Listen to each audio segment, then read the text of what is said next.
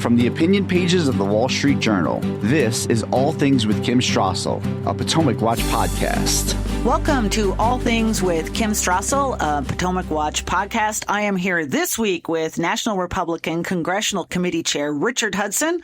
He's a Republican from North Carolina who has an additional tough job this year, which is trying to keep, if not expand, the House GOP majority. Chairman Hudson, thank you so much for joining us. Okay, we are here because we want to talk about this coming election, but I just have to ask you, as a member of the House, first, are we going to have a shutdown this week? No shutdown.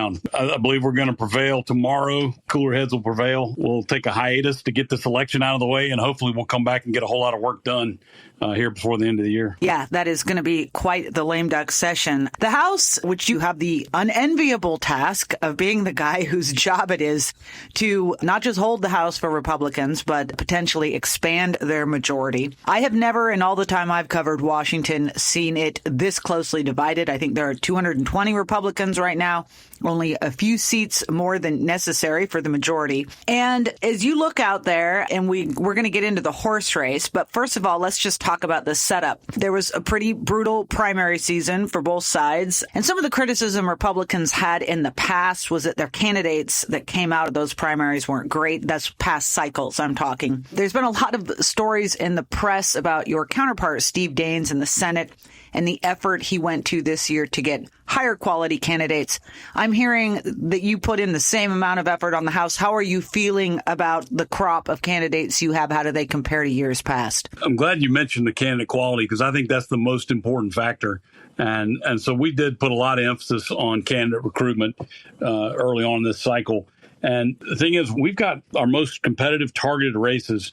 We went out and found the best possible person who was the best fit for their district, the best matchup against the Democrat, who had a compelling life story that even Democrats and independents would be drawn to.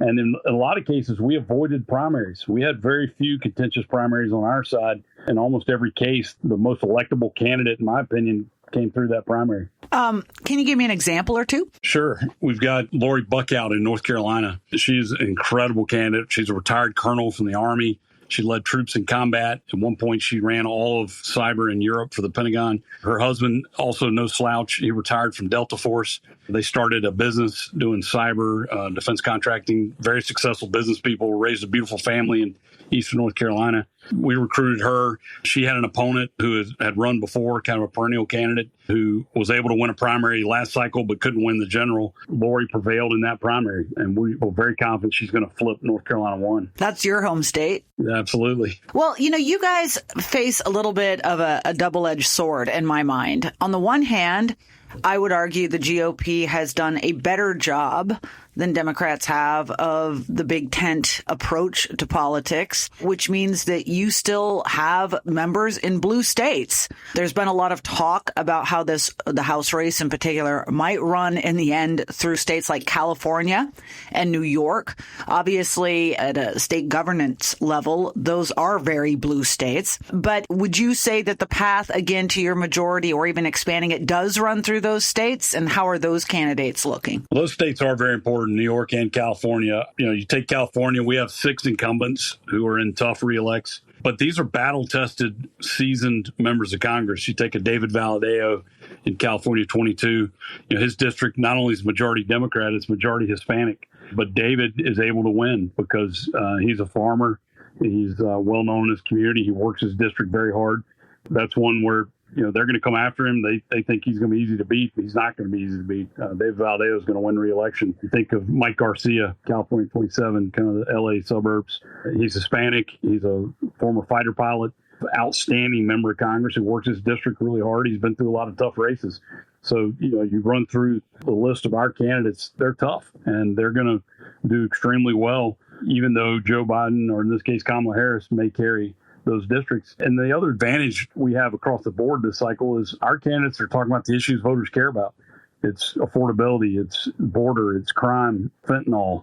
I mean, these are the issues voters care about. These happen to be issues that Joe Biden and Kamala Harris have made worse. And so we have an issue advantage in addition to that. So in California, we're actually looking to pick up seats. So we've got an open seat in Orange County. It was Katie Porter's seat. She spent $26 million to hold it last time by about 3 points. Our candidate, Scott Ball, now running in an open R+2 seat, we think is going to win that seat. We've got a guy named Kevin Lincoln, who describes himself as half Hispanic, half African-American. He's a Marine, has a beautiful family, and he's the Republican mayor of a Democrat city of Stockton, California. He's running against an incumbent Democrat there, but we think we've got a real shot to pick up that seat as well. So, we're not just defending seats, we're on offense. Yeah, and that's a question. Obviously, your job is this tricky balance between defense, and you've been talking about some of those seats you care about. I know of a few other, Zach Nunn in Iowa, Jen Kagan's, Virginia. Obviously, those New York seats, Mike Lawler and Mark Molinaro, Anthony D'Esposito. But where else are you looking on offense? I think Alaska is one of the states you're looking at, Mary Peltola. What are some of the other places you feel like you have a real opportunity, top of the list? Well, I think Alaska is a good place to start. Mary Peltola is in Congress because of ranked choice voting in Alaska and because we had two strong Republicans running last time who didn't get along, and their supporters didn't rank the other Republican as their second choice. And so Mary Peltola kind of snuck through. This time around, we have one Republican on the ballot, Nick Begich, and the Republicans there are rallying behind him. We're all in, and the polling looks really good in Alaska. As you move sort of east from there, Washington State, we have a seat in Washington that Donald Trump carried that is held by a Democrat who's pretending to be a moderate. But, she and her husband are right in the middle of all the protests going on in Seattle a couple years ago. Our candidate, Joe Kent, is a former Green Beret, combat decorated. His wife was killed fighting terrorists in Syria, and Joe raised their children as a single dad, been recently remarried. But Joe Kent is an American hero. I love the matchup there, and our polling looks really good. As you move east in Ohio, Cleveland area, Ohio 9, we've got Marcy Kaptur has been in Congress almost as long as I've been alive. I'm not sure what she's done, but we've got a great candidate in Derek Marin, who's a state representative, lives in the Democrat part of that district, and we feel really good about picking up that seat. Pennsylvania, we've got several opportunities to pick up a seat in Pennsylvania, but one in particular is in Pennsylvania 8. Matt Cartwright's the incumbent. He's one of these guys that, he comes home and drives a pickup truck and acts like he's one of us, but he goes to Washington and votes with the squad, and he's gotten away with it. But we've got a candidate in Rob Bresnahan who grew up in northeastern Pennsylvania, took over his family's manufacturing business coming out of high school, grew that business. It's a union shop, and he is Mr. Northeast Pennsylvania. He's been the chair of a lot of charities and been very involved in the community. He's the exact right matchup to take out Cartwright this time. And then Maine is another one I'm very excited about. It's another one of these Democrats, and Jared Golden, who pretends to be something at home and votes differently at home or in Washington. And he's gotten away with it for a long time. But we've got a local fellow running named Austin Theriault. They tell me a French last name is just as important in Northeast Maine as it is. And so, but he's a multi-generational Maine family. But he also happens to be a former NASCAR truck driver. So that's very exciting to me, being a North Carolina NASCAR guy. There you go. Yeah. So I think all of those are real pickup opportunities for us. We're going to take a quick break. When we come back, more with NRCC Chair Richard Hudson.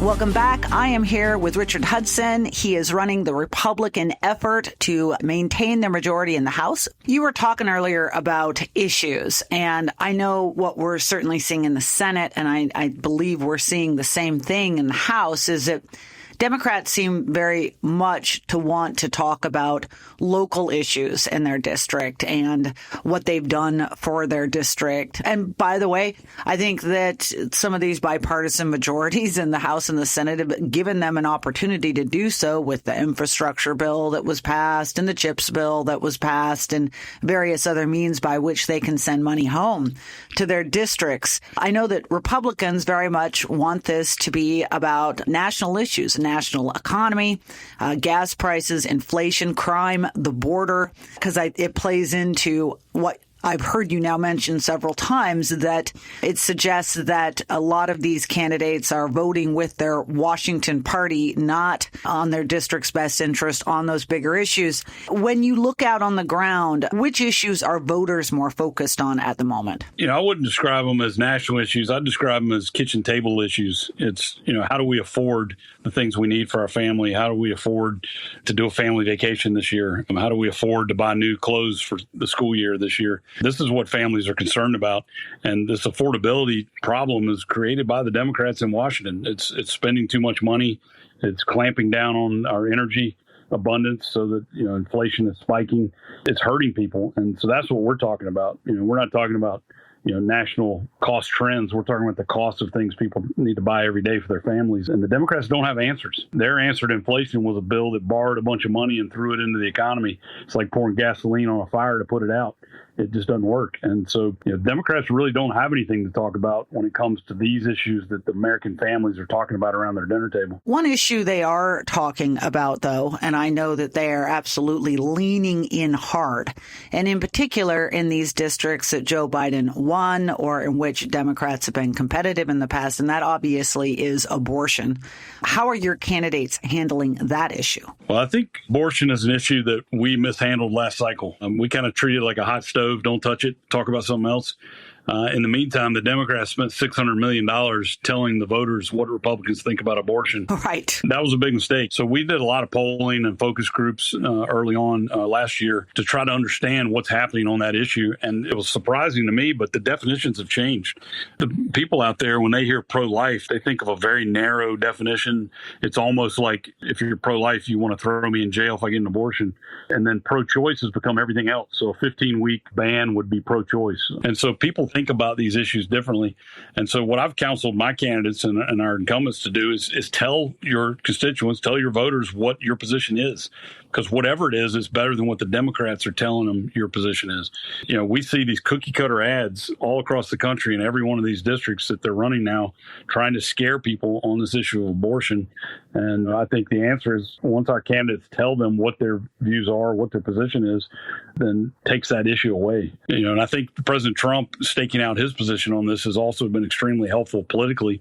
His position is that there shouldn't be any federal ban, that this is a states' rights issue. What about IVF? Because that's another one that strikes me as a unexpected issue, probably an unforced error that came into mainstream discussion this year because of some actions at certain state levels. How much traction are Democrats getting in these races? Well, they're trying. And again, they're running these generic ads everywhere on IVF, but I just don't think it resonates. I don't think it works because it's not true. Republicans, when it comes to abortion in general, there is no one position. We have a whole lot of different positions. But when it comes to IVF, Republicans support life in any form. And, the mainstream Republican position is to support IVF. And the president's made it very clear that's his position. And, I've encouraged our candidates to talk about it. My family used IVF. I got my wife's permission to talk about that. But, wonderful. IVF, it's a miracle. It's a miracle that some families have been able to access to help create their families. And, it's something Republicans support as well. Absolutely. Here's one I want to ask you because it's something I find a really curious question for this election in particular. There's a theory out there these days that in a country that is closely divided as ours is, that has had such close presidential elections in the last couple of cycles, in particularly when you go look at some of these traditional swing districts where your candidates are operating, that sometimes voters will hedge their bet, as it were. So maybe they don't like Kamala Harris. They remember better times under Trump, but they might want to check on Trump, so they vote the other direction down ballot, or vice versa. They don't trust Trump in office, but they want to check on Kamala Harris, and they would vote for a Republican down ticket. This kind of ticket splitting, how do you think about that? Does that play into these races? Well, I think it definitely is a benefit for us in California. Many of the Democrats that are challenging our incumbents and many of the Democratic incumbents are former state legislators. And so, we can run against Sacramento in California. We can talk about all the nonsense that's been coming out of that state government. And I think if you're a voter in California, if you're paying attention, you're frustrated. You're upset about the taxes and the regulations and all the different crazy laws coming out of Sacramento. But you can't really protest that vote on a statewide. And, you probably assume if you live in California that Kamala Harris is going to be the president. So I think that dynamic of having a check on them or having a protest vote, I think could really play out on the congressional level for us. That's really interesting. Another topic that's been very much in the news, especially when it comes to House races, is obviously money and fundraising. I know that you guys, there's a bit of a gap between you and your Democratic counterparts in the House, although it's not a huge one when it comes to cash on hand. You are also getting some assistance from the Congressional Leadership Fund. But what is the state of the money game out there? Is Donald Trump doing enough to raise money for other Republicans? How worrisome is this? Well, Donald Trump's been a great partner, and he's agreed to anything we've asked him to help us do. Since Kamala got on the ticket across the board, we've seen a surge in fundraising on the Democrat side. And this is something we anticipated. There's a structural advantage to Democrats have when it comes to fundraising. They always traditionally raise more money than we do. We always sort of start out thinking we don't have to match them, but we have to stay close. I'm proud of the fundraising we've done this cycle. I mean, we've broken records. When you look at certain quarters or you look at the off year, we raised more money than we've ever raised in a presidential off year. It just so happens the Democrats have raised more than us. But I do think the most important metric is that cash on hand. Like, how much ammo do you have to take to the fight? If you compare us to the last presidential cycle, our gap with the Democrat committee was $36 million. Right now it sits at about $16 million. So we've been able to close the gap. The key to me is not that I match the Democrats, but that I raise enough money to do what we need to do for our candidates to win. And I feel like we're doing that. We're going to take one more break. When we come back, a bit more on the Republican battle to keep their House majority. From the opinion pages of the Wall Street Journal, this is All Things with Kim Strassel, a Potomac Watch podcast. We are back. Again, I am here with Richard Hudson, the chair of the National Republican Congressional Committee. Did your entire field out there change in terms of, I know that the base races probably pretty much stayed the same, but in terms of what you were looking at as maybe a potential with Joe Biden at the top of the ticket, how much did that change when they swapped over to Kamala and suddenly the party refound its joy, as it were? Right. No, it changed a lot. You think about the last 6 months, it's been the roller coaster ride in politics. Just, 6 or 8 months ago, they were looking for a spot on Mount Rushmore where they could add Joe Biden's face because he was the greatest president in history. And in fact, even back then, they were saying he should drop Kamala Harris off the ticket because she's such a terrible politician. And, he ought to pick a different running mate. This was just a few months ago. And then we saw the first debate where the weekend that Bernie's presidency was exposed to the American people for the first time. And Republicans saw a surge. Going into our convention, we were thinking maybe we can expand this map because even Democrats weren't wanting to vote for Joe Biden. When Kamala was put on the ticket, we saw a real surge in enthusiasm on the Democrat side. We saw the polling shift in a big way. But as we looked at our district by district polling in our congressional races, what I saw was not one voter went from Donald Trump to Kamala Harris. What we were witnessing was Democrats deciding to be Democrats again. There was an enthusiasm that they could now publicly admit they were going to vote for their own nominee. And there was some excitement about that, but it wasn't translating into our head-to-head races. We weren't seeing our numbers move at all in these congressional races. Well, this gets to another question I have, and I would just love your theories and thoughts on this because you have to go out there and live this every day. It always flummoxes me. Not really. I know why it turns out this way, but we have 435 congressional districts in this country. Only about 35 of those had candidates that won their races by 5% or less. The other won by significant margins. Even of those 35, I've heard you say that you think that there are maybe about 22 competitive races, about 11 on each side in terms of incumbents from each party holding those seats. I think a lot of Americans are frustrated by this. The map is so small every year. And obviously I have my views on gerrymandering, et cetera. But is this healthy for the country to have so few races that are in play, so little change out there during an election? Maybe not, but it's definitely the reality. Both parties have gotten really good at drawing safe maps for themselves. And with the amount of data and the use of computers in drawing these districts, it used to be you would draw and you would move precinct blocks around. Now you're splitting neighborhoods. You're going down streets and turning left in an alley. And, the degree to which they go to draw these maps, like you say, there's just not that many that are competitive anymore. And maybe that's not a good thing, but it certainly has changed the dynamic for us. No longer are you going to see these big 40 seat swings in Congress. I think it's going to be close for a while. So you think this is more of a permanent feature? It's a feature, not a bug. I think so. Oh, wow.